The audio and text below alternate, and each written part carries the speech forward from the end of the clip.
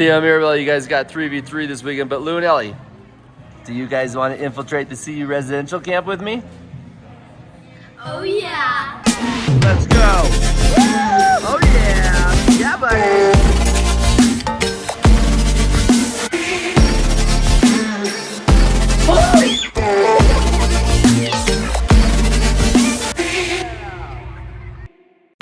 Yes, this is gonna be awesome. All right, so my name is Ty. Those are my 4 kids, and my wife was there as well. We're a pretty intense soccer family. I have a lot of people that ask me, hey, what do you think about camps this summer? What about the CU camp? I said, you know what, let's check it out. CU camp was massive. I was invited to be a head coach there. There's over 700, I think 750 kids. Yeah, so first thing you're going to do is you're going to show up for orientation. This is Coach Danny Sanchez, the head coach of the CU Women's Buffs program. They brought in coaches from all over the country, Division 1, 2, 3, NAIA, club coaches, you name it. And then our main hub was actually Kittredge Field, which was a very nice part of the campus. They had, I think, 8 different areas where you might have to go coach. And my group of campers were freaking fantastic. And check it out, we had some special visitors that came and showed up. Only going to find this at the CU Buffs residential camp. 2 deer, actually, during our introductory meeting, which was super cool. But my players were fantastic. I had standout players from the Colorado Rapids / Storm elite program that I've worked with a tiny little bit. My daughter Eliana was with the Rush Select program. A couple of her teammates are excellent as well. And then I had some really talented edge players too, so my group was very competitive. Coaches are in charge of doing 2 90-minute training sessions, and you have to actually coach a match at the end of the night. The whole goal for me is be as competitive as possible in the match. And then every team is assigned a chaperone assistant coach. We had Coach Jenna. She came from Laramie, Wyoming, a goalkeeper up there. She was amazing. Got to refuel after and in between training sessions. The cafeteria was absolutely massive. We had so many choices. They had cuisine from all over the world, basically. Anything that you wanted. If you want Mexican, if you want Asian, you want American, you want a salad bar. And I actually love the Bill Jump burrito stand. It was delicious. Cafeteria staff was so nice, too. So one thing that was fun about this camp, too, is you get a little bit of downtime to goof off with your buddies in between training sessions. So during some unstructured free time, girls had a good time making like TikToks or something like that. Yeah, caught them. And we found a lot of ways to have fun with the girls, but one of my favorite was our trivia challenge. Yeah. The ultimate CU soccer trivia challenge. Okay? I like that. Now, rule number 1, everybody take out your phones really quick, as fast as you can. Okay, awesome. All your phones go right here on this table. There is no phones allowed. Yeah, bring your phones up. I already saw it. Nice try. Yeah, phones have to go on this spot right here. What does MLS stand for? MLS. What does MLS stand for?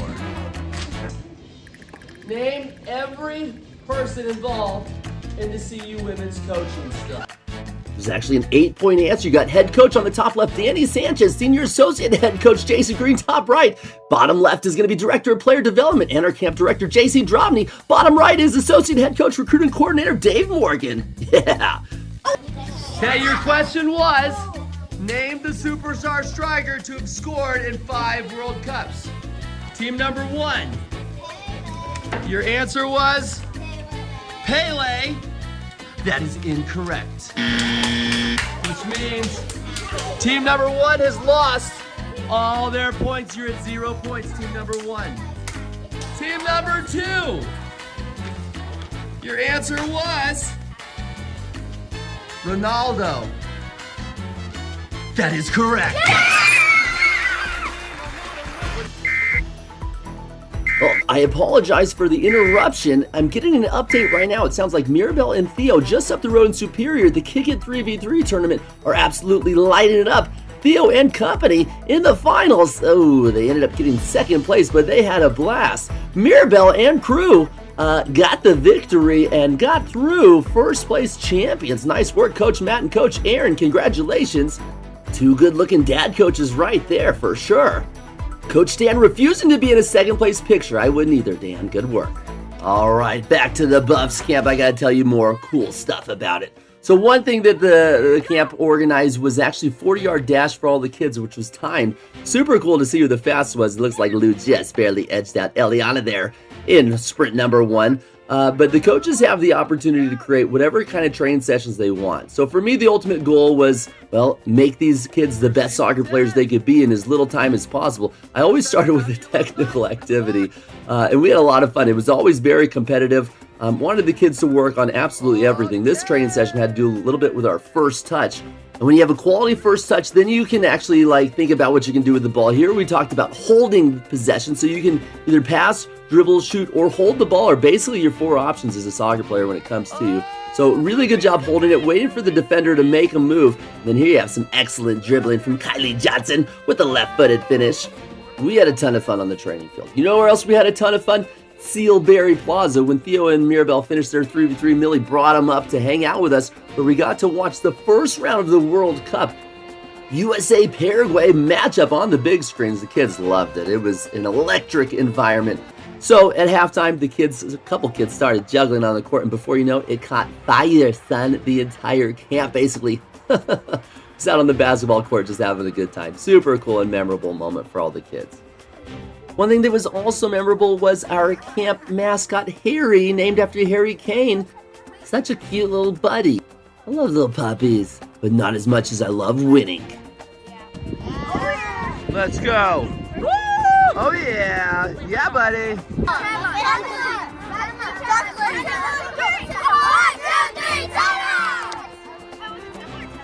The heck is Tema? Anyway, after a lot of training, a lot of time well spent together, our group became more than a group. We became an awesome team. That is Hannah from Edge with a fantastic finish. And we just put it on this poor white team. They had no chance at all. Nice little left-footed finish there from Abby, who's part of the Rapids Elite program, soon to be Storm. And then Lou, wide open on the right. We missed the finishing session. She almost got another finish here. Nice little turn. She cut inside and then just smoked it off the crossbar. You can see Eliana waving her hands around. And we tried our best to put the kids in positions they could be successful. Here's Hannah putting another one away just before the break. What are things that we worked on this camp that you guys are doing very well at? Passing, first touch, shooting, striking. Everything. A lot of people are doing moves, talking. Everything we worked on is working for you guys. That's why you guys are absolutely crushing it, son. There's another one of the awesome campers, Becca, who's a beast. Another product of the Rapid Storm, passing to Ainsley. They become good pals. Ainsley's a great kid as well. Really enjoyed working with her this camp. Then you got Becca again, slicing and dicing, getting dangerous inside the box, and then smoking it off the far post. Nicely done there, Becca. And it was actually pretty cool to see how much growth all these players could have individually and collectively after just a few days of working together. Here's Elise with a nice right-footed shot. I mean, as much fun as we had, we actually took things kind of serious, which I loved. I had the most fun, competitive group. I'm so grateful got to coach these girls. Awesome group of kids. The best. Not kidding. Our final session was at the indoor training session, which is freaking awesome. Yeah, check this venue out. But before we get to that, we've got Harpo's OG versus FC United in Denver. Really cool story here. One of the coaches at the camp, Coach Gordon, is on the other team, so it's man versus man bun. See how it plays out. So actually, we already played this team earlier in the season. We tied 2-2. Typically, we see them in the finals like every season. They're a pretty good competitive group. First bit of action, Elias Talbot with a left-footed cross into Sam Hamilton. Both two standout players. Sammy with a nice header. And then here's Sam Hamilton again, the former professional drafted by the Colorado Rapids. Taken down from behind. Referee called a penalty there. Some referees might not have. But he called it either way. Yellow didn't like it. And then you got Elias Talbot again. Both those two players involved in the corner. Involved in both goals. How about that? But this team, like I said, FC United in Denver, they're actually a pretty good squad. They got some strong athletes. Here's one of them, dude in the blue shoes. We're going to see a little bit of action from him later on. But he's going to have a really nice finish off the far post placement with his right foot. And then I told you guys a little bit about mistaken identity. Yeah, I'm arguing this is mistaken identity. On the camera, though, it actually does look like, well, I just got too close to this player, to be honest. I never even should have gave him a chance.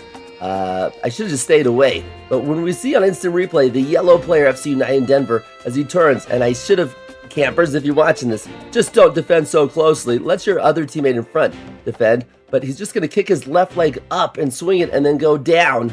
He had a good chuckle afterwards about that. I didn't have a good chuckle. I actually felt like the referee was biased against me. And all of a sudden, we're tied 2-2. Really good finish there. Gordon and I actually both had to leave early because we had to get to the camp. The game went on. I left the Vale, and we had a lot of good action. This is a handball, actually. Referee allowed to play on. This is why I'm telling you I think there's some bias here. Now, I actually used to play against this referee many years ago. Here's that blue shoes athlete. He's going to run out of his path to try to knock me over, and he did. The referee calls the foul, and he calls it against me. I'm like, no, I didn't even, come on, man. I'm running straight to the ball. This dude's just trying to blast me over. Yeah. Anyway, here's Sam Hamilton going to pass the ball to Elias, over to Diego, and back to Elias again. Look at the combination play. Those are all three excellent players right there. Impact players. Speaking of impact, check out the impact this dude had on the back of my freaking knees here. How's this not a foul, referee? Are you kidding me? I know I had a bad first touch, but I protect the ball, and he just crushes into the back of me. He actually smoked me in the back of my left knee. I literally have a wrap on my knee right now because it's freaking swollen. Nice guy, he apologized a few times. They hit the post just a little bit later. Nervy moments there, and then we almost got one. Sam Hamilton again almost dunked home a header. Yeah, the guy was really nice. He apologized like 3 times, which is like, referee, if the dude's apologizing, it's probably because he's sorry because he knows he fouled me. How do you not know that? He's like, no foul, no foul. And then actually, this is the final play of the game. Of all the penalties, that one looked the most controversial. We kept it out. And I'm getting an update right now. There's a men's over 40 match. Subscriber Steve Fawcett is going to get on the end of this nice little touch. Falls the rebound. He's got a goal. He's been waiting to make his PAL Soccer debut for a long time. His daughter Kayla scored 4 goals once in an indoor game with my team. Okay, let's get you back to the OG game. Nice shot there. Good finish, Steve. Okay, so we're in the first of 2 mandatory 15-minute overtimes. That's 30 extra minutes no matter what. Here's Kyle Richards, and he's slotted it through, giving us the 3-2 lead, which was freaking huge, man. And then there's about 4 minutes left in the second overtime, so we've already got an extra like 25 minutes, and they actually tied it. Unbelievable. Gutted. And all I could do was really look at my alerts on my phone, you know, because we had a WhatsApp going, like, what's the score? What's the updates? You know, it's just crazy getting these updates like, no, come on. So this game's actually going to go to penalties. We had one more final opportunity. Here's Diego with a decent shot. He's going to create space for himself, but goalkeeper's pretty good and saved it. So yeah, we're going to penalties. Let's get some dramatic music for this. There we go. Joey Mattybag, center back captain, clutch with the right foot. 1-0 Hobbs. Ball dude on their team who's pretty good. Ties the score. Nice finish. Top right corner. Mateo gets the right direction. Jax, who recovered from his head injury the week before. Yes, Jax. Good decision. 2-1. And big buff dude on their team who's also pretty good. Slots it to the side. That's a really good finish. Mateo almost got that one too. Elias Tablo had to put his shoes back on for this. Yeah, buddy. Great work, Elias. Another ball dude on their team who was also quick and pacey. Ooh, Mateo giving us the lead there. There we go. Kyle Richards scored for us in OT. Great save from the keeper. Oof, Kyle's going to lose sleep on that one. It's all right, Kyle. You got us to the first goal in OT. Yeah, be good. Got the big buff dude. Stutter step. Oh, Mateo's getting closer. Here's Klopper, oldest dude on our team. Wise finish. 41. Impressive. Dude with pink shoes. Also another really good player. Come on, Mateo. End this right here. Get him, Mateo. Oh, good shot. Darn it. Next shooter, it's tiempo for Diego Molero. The Venezuelan. Yeah, you're not going to stop Diego. He's just too good. Diego's awesome. Okay, third ball, dude. I'm seeing a theme here. And Mateo with a big save. We got the victory, yes! Oh my goodness. So yeah, I'm up in Boulder at this moment, and everybody's just sending text messages and the updates. And I got that final update, and I was relieved. Whew! Yeah, 11:48, we got the victory. So immediately after I say, hey, someone tell Gibbons, bring the Veo and turn it off. I'll be back in like 20 minutes. Here's Gibbons. One thing I learned is you should always delegate responsibilities to the most responsible leaders. This is really cool that I'm able to catch Gibbons taking down my Veo on camera because Gibbons, that's not my Veo, dude. That's filming the next game, man. And he has no clue at all. And he's like, oh, this is a neat one. How do I turn this thing off? I haven't seen Ty's camera like this. Here's the power button. I think right here. Yeah, let's just power it off by pressing that. Where's his case? I thought he had a different case, but let's put it away over here. And then this guy, he's like, whoa, whoa, whoa, whoa, what are you doing, man? That's not, yours is over there. And Gibbons says, oh my goodness. Sorry about that, man. Sorry. Gibbons. I love that. Gibbons, so embarrassing. 1, 2, 3, go! Woo. Oh, Sco Buffs indeed. What an awesome weekend. If you want to sign up for a CU camp, I'll put that link in the description below. If you're interested in coaching, I could probably connect you with the CU coaching staff. Be a head coach or an assistant coach. It's awesome.